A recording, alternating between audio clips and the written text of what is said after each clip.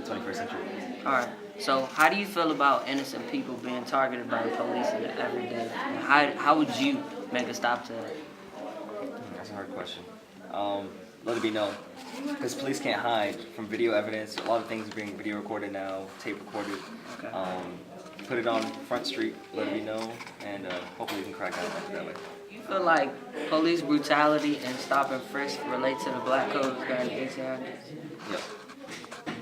In what way? Well, it's new black codes, basically. They were told to stop anybody who's black, in New York by Mayor Bloomberg. And just like the black codes, you couldn't meet in a congregation back in that time. It was a restriction of My movement. name's Carl Alexander, and today I'm interviewing Morgan Butler. and we're going to ask her a few questions about the program. Next topic we're going to talk about is the police. Do you feel as though the police in D.C. are here to enforce you and protect you, or do you feel like they're here to watch over you and like clock your moves? The police in DC are definitely here to clock us and to not. I think they're here to protect us, but to protect us from ourselves. Like a group of black kids could be hanging on a street corner and we could just be talking and kicking it and cooling it, and police will come up and just like think we're selling drugs or shooting dice or something. Right. So, next question is, how do you feel about innocent people being targeted by the police every day about skin color? It makes me feel really sad because it makes me wonder, could that be me? Or could that be my brother? Could that be my sister? How do you feel like police brutality and police enforcement relate to the black codes during the 1800s?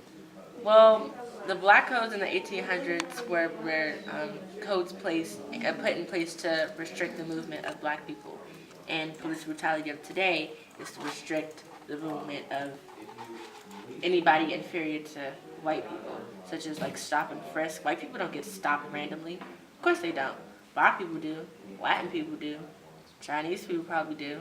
So that's how I feel. Straight like that. Stop and frisk law, do you think that like includes discrimination towards minorities most of the time? Definitely.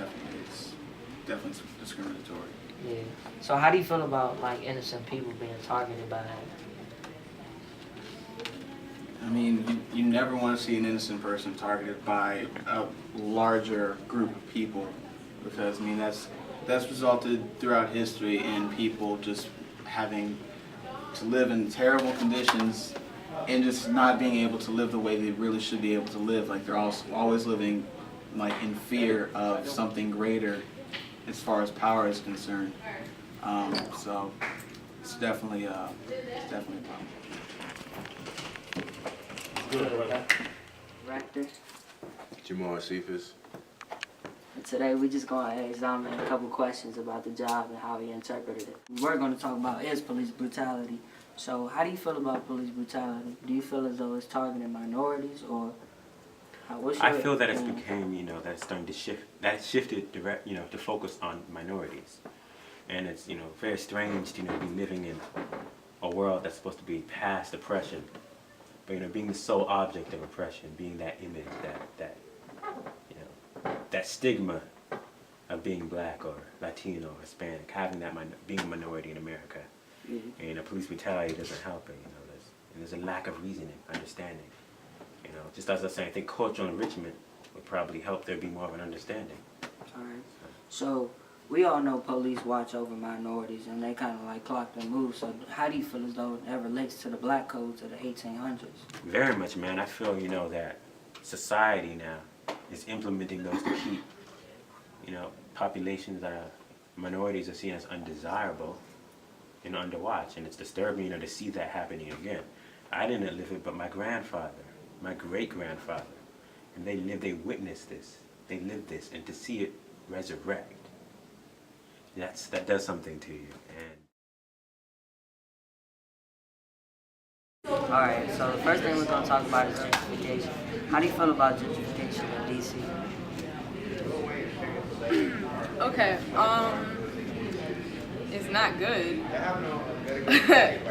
But it's like, in a way, like it's good for the economy but at the same time, like I'm losing neighbors that have been there since like the I don't know, like the 60s, and like it sucks, like, because I watched my neighbor get evicted from her house, and they had all her stuff out in the street, and she was crying, and she was with her grandkids, and it was just depressing. Alright, so first thing we're gonna talk about is gentrification. How do you feel as though gentrification is played in DC? Well, I think it's definitely a big issue now because they're doing it a lot more, and especially in the areas that you never thought would be gentrified, like Columbia Heights.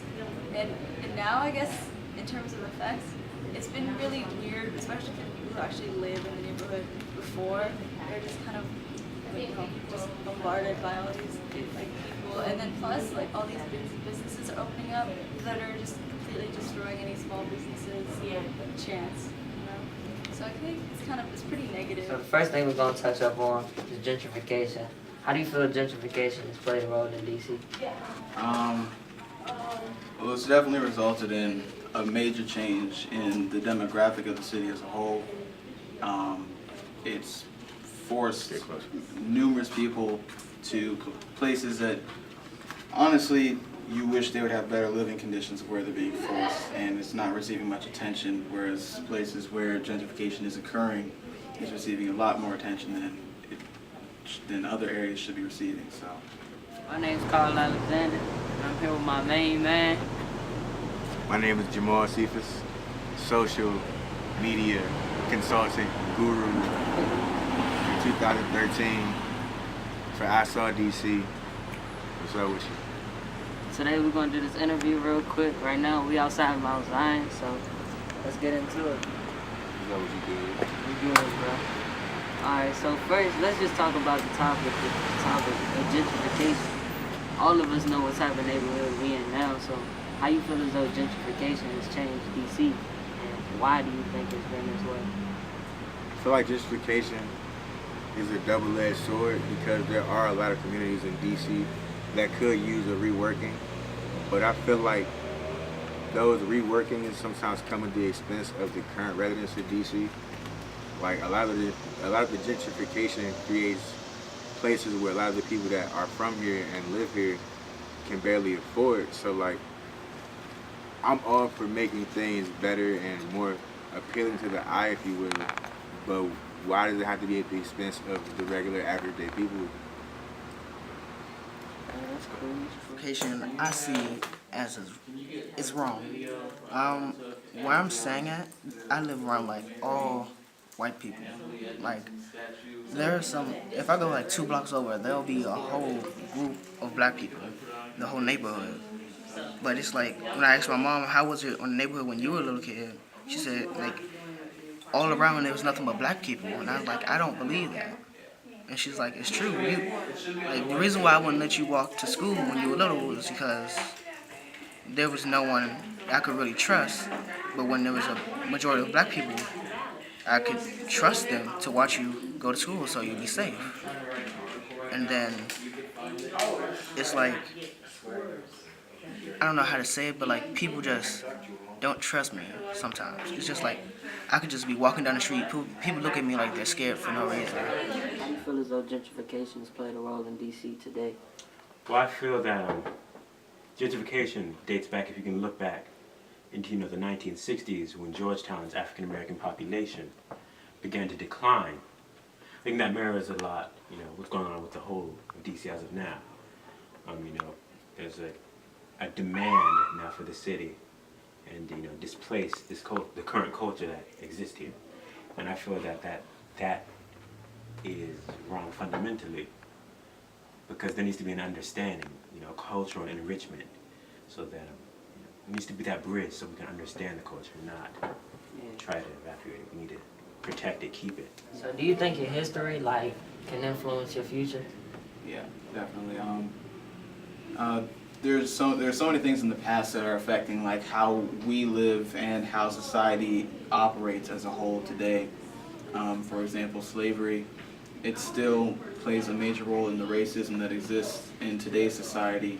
And then also if you look to something like the Holocaust, it's shaping how the future is and how the present is for people who are Jewish, and just kind of gives them an extra drive. And I feel like also slavery gives us a bit of an extra drive to try to be better and to make our ancestors who were enslaved proud.